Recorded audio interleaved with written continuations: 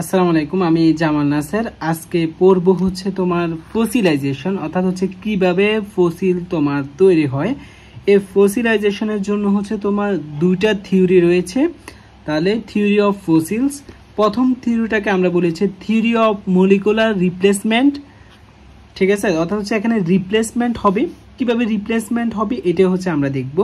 তোমার হচ্ছে যেমন আমাদের বডি হচ্ছে তোমার অর্গানিক মলিকিউলস, হ্যাঁ অর্গানিক, কিন্তু এটা যখন ফসিলাইজেশন হবে তখন এটা ইনঅর্গানিক হয়ে যাবে। হ্যাঁ, ইনঅর্গানিক, অর্থাৎ এই ইনঅর্গানিক যখন হবে তখনই এটাকে আমরা বলি হচ্ছে তোমার ফসিল। তো এটার জন্য দুইটা থিওরি রয়েছে। হোয়েন ফসিলাইজেশন প্রসেস স্টার্ট, যখন এই ফসিলাইজেশন প্রসেসটি স্টার্ট শুরু করে, then the plant or animal part covered.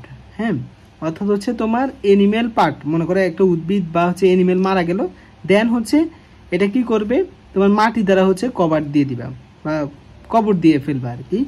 তারপর কি হবে, the organic molecule are decompose slowly. যখন মাটি দিয়ে ভরাট করে দিবা, এই প্ল্যান্ট বা অ্যানিমেলটা আস্তে আস্তে ডিকম্পোজ হতে শুরু করবে, স্লোলি ডিকম্পোজ হতে শুরু করবে।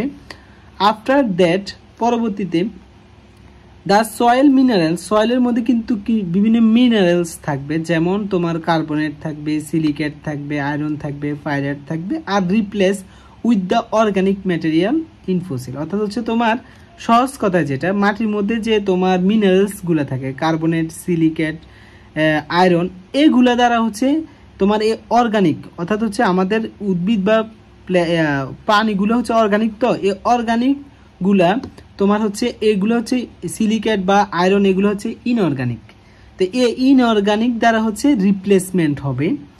তাহলে কি হবে দেখো, সেল ডিপোজিট। তখন হচ্ছে এই অর্গানিক যে সেলগুলো থাকবে আমাদের শরীরের বা উদ্ভিদের, ওগুলো হচ্ছে তোমার এই বিভিন্ন আয়রন দ্বারা হচ্ছে কনভার্ট হয়ে যাবে। তখন এটাকে বলা হচ্ছে সেল ডিপোজিট।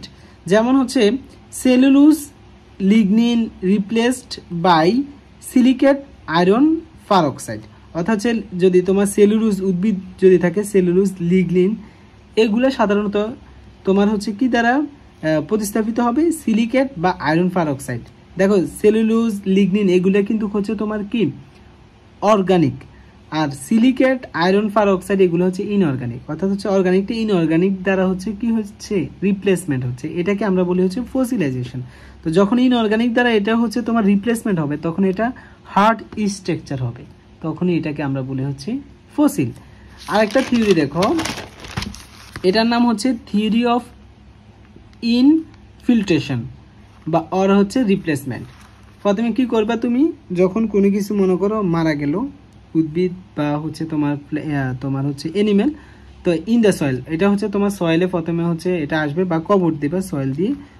তারপর হচ্ছে অর্গানিক ম্যাটেরিয়াল কভার্ড, অর্থাৎ হচ্ছে মনে করো এটা উদ্ভিদ বা তোমার হচ্ছে এটা মনে করো প্ল্যান্ট, এটাকে আমরা বলি হচ্ছে অর্গানিক। এটা হচ্ছে অর্গানিক, হ্যাঁ, যেহেতু হচ্ছে কার্বন এবং হাইড্রোজেন দ্বারা তৈরি, তাহলে এটা আমরা বলতে পারি অর্গানিক। এই অর্গানিকটাকে হচ্ছে সয়েল দ্বারা হচ্ছে আমরা কি করে দিলাম, কবর দিয়ে দিলাম।